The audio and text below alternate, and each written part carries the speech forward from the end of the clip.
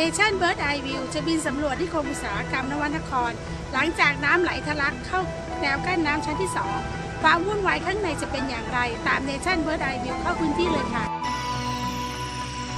เราถูกกำจัดพื้นที่ในการบิน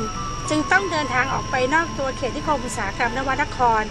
ไกลถึง2กิโลเมตรเพื่อนำฮอบังคับบินตอนนี้เราไต่ระดับเพื่อไปยังท้ายโรงงานบำบัดน้ำเสียด้านหลังนวนครเป็นเขตอุตสาหกรรมที่สมบูรณ์แบบแห่งแรกในประเทศไทยก่อตั้งขึ้นเมื่อปี 2514 มีการพัฒนาพื้นที่ 6,000 ไร่ให้เป็นเมืองอุตสาหกรรมแห่งใหม่ที่สมบูรณ์แบบที่สุดด้วยศักยภาพและสิ่งอำนวยความสะดวกครบครัน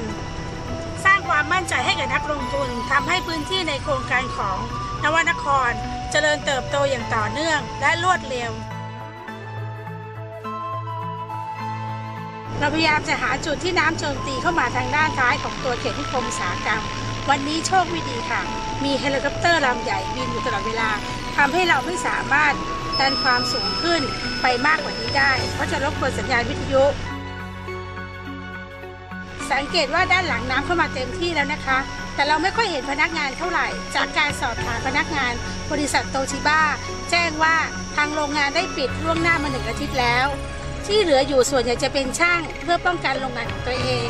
แต่ที่มองว่ามีคนเหลืออยู่ประมาณ 2-3 แสนคนนั้นคาดว่าน่าจะไม่ถึงเพราะพื้นที่ในบริเวณเขตนิคมอุตสาหกรรมนวนครมีหมู่บ้านมีหอพักจึงทำให้มีประชากรหลงเหลืออยู่จำนวนหนึ่ง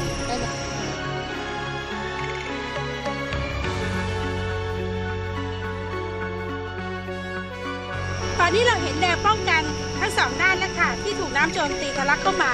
เป็นเวิ้งน้ำเต็มไปหมดเลยไม่แปลกใจเลยนะคะว่าทำไมทางสปภ.จึงต้องประกาศให้อพยพคนออกจากพื้นที่เขตนิคมอุตสาหกรรมนวนครโดยด่วนเหลือแต่แนวป้องกันที่3เป็นการป้องกันตัวของโรงงานแต่ละโรงงานที่ใช้กระสอบทรายกำแพงอิฐบล็อกมากั้นไว้สังเกตว่าด้านหลังน้ำเข้ามาเต็มพื้นที่แล้วค่ะ